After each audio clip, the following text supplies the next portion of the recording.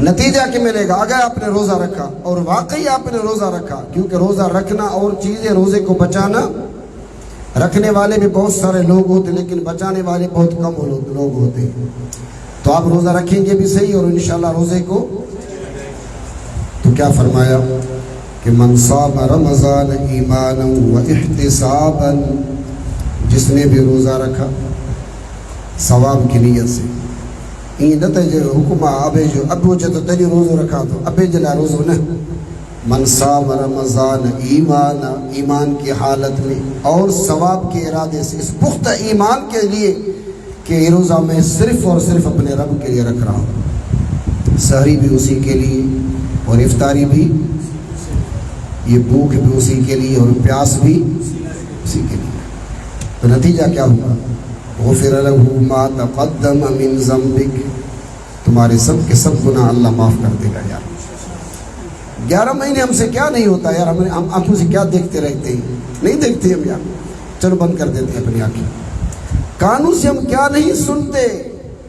سنتے رہتے ہر چیز، ہاتھوں سے کیا نہیں لیتے رہتے، پاؤں ہمارے کہاں چلتے ہیں، بازار کی طرف زیادہ جاتے ہیں، اللہ کے گھر کی طرف زیادہ جاتے ہیں۔ تو فرمایا اگر تم نے ایمان کے ساتھ احتساب کے ساتھ روزہ رکھ لیا، غفر له ما تقدم من ذنبک، تمہارے 11 مہینے کے دفتر سیاہی کو، دفتر کو ڈیلیٹ کر کے مٹا کر تمہاری نئی زندگی کا آغاز کر دوں گا۔ یہ فائدے کی بات ہے، نقصان کی بات ہے؟ اگر یہ پاکستان کے کسی بھی چھوٹے اور بڑے مجرم سے کہا جائے کہ بھئی تم رمضان نہیں صرف سال کے 6 مہینے کے روزے رکھو، نیب کے سب کیس تمہارے ہم ختم کر دیں گے، تو لوگ کہیں گے صحیح 6 مہینے کے ہم پورا سال روزہ رکھیں گے، صحیح نیب سے جان چھٹاؤ، اینٹی کرپشن سے جان چھٹاؤ، جیلوں سے ہمیں نکالو۔ لیکن دنیا کی جیل سے نکلنا اتنا بڑا کوئی مشکل کام نہیں ہے عزیزو، جہنم کی جیل سے نجات پانا بہت بڑا مشکل کام ہے۔ قرآن کریم نے فرمایا کہ فمن زحزح عن النار، جس نے جہنم سے خلاصی پائی، وادخل الجنت فقد فاز،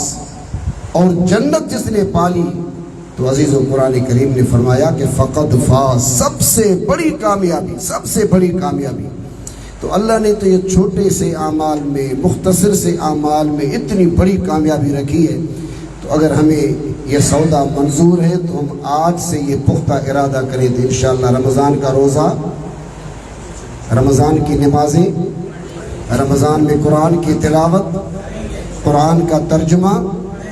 پڑھیں گے نہیں بلکہ دوسروں کو بھی کچھ نہ کچھ سناتے بھی رہیں گے، اور یہ سارے اعمال تیار کر رہے ہیں ہم سب کو ایک بڑے کام کے لیے عزیزو، وہ بہت بڑا کام جو ہمارے سید ابو العلا مودودی رحمۃ اللہ علیہ نے فرمایا تھا کہ نماز، روزہ، حج اور زکوٰۃ یہ تو ایک بنیاد ہے اس بڑی عمارت کی، اس پر جو بڑی عمارت کے اوپر ایک منزل کھڑی ہونی ہے وہ تو اسلام کی منزل ہے، وہ تو غلبہ قرآن کی منزل ہے۔ تو یہ ساری عبادات ہم سب کو تیار کر رہی اس غلبہ اسلام کے لیے، اقامت دین کے لیے، اس بدی کے نظام کو مٹانے کے لیے، اس باطل فرسودہ نظام کو ختم کرنے کے لیے، اس سودی نظام کو ختم کرنے کے لیے اللہ نے اس طرح کو ہمیں تیار کرنے کا ایک منصوبہ بنایا۔ تو انشاءاللہ ہم اللہ کے اس دیے ہوئے پروگرام کے مطابق اپنی انفرادی زندگی میں بھی اپنے آپ کو بدل دیں گے، اور اجتماعی طور پر پورے نظام کو ہم بدلنے کے لیے انشاءاللہ جماعت اسلامی کا ساتھ دیں گے۔